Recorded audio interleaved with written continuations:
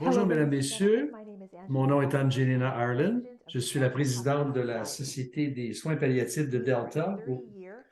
Nous sommes une organisation de soins palliatifs qui a été fondée pour promouvoir de véritables soins palliatifs en Colombie-Britannique. En 2010, nous avons amassé 10 millions de dollars pour établir un endroit avec 10 lits. Nous avons reçu le mandat de construire avec un bail de 30 ans.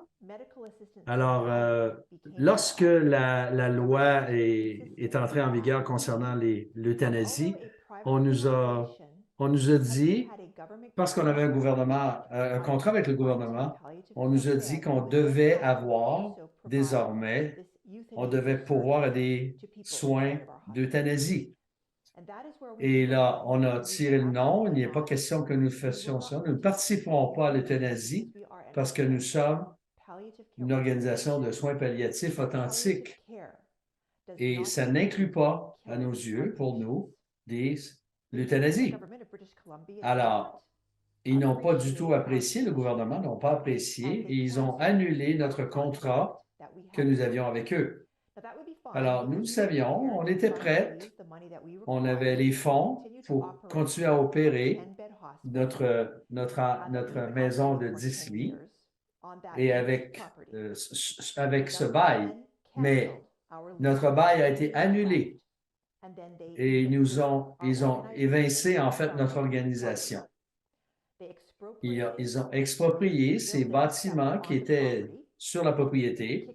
Ils nous ont évincés, mis dehors et ils ont réouvert un endroit où on pouvait avoir des soins euthanasiques. Alors, mais ce n'est pas la fin de l'histoire.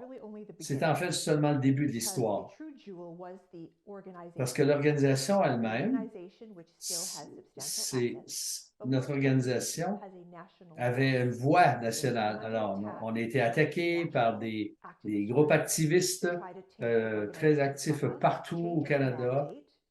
Et alors, ils voulaient prendre les fonds et maintenant les utiliser pour leur cause, la cause de l'euthanasie.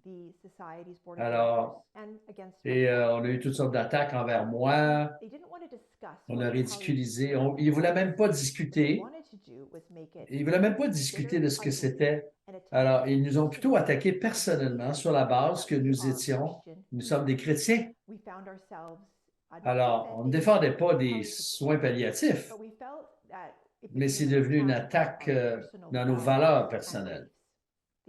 Alors, la discrimination qui est permise maintenant dans notre société, en fait, ce qui est encouragé, c'est la christophobie. Alors, tout ce qu'on disait, tout ce qu'on voulait défendre au niveau soins palliatifs, ça a été ignoré et discrédité. Mais il y a un miracle qui est arrivé. Nous remercions Dieu pour ça. Il y a beaucoup de gens qui sont pro-vie, qui se sont levés, qui nous ont soutenus.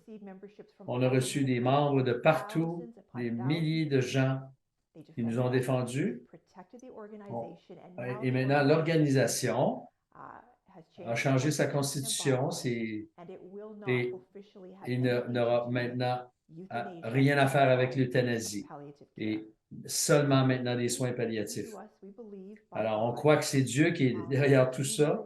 Nous n'avons jamais vacillé, nous n'avons jamais cédé.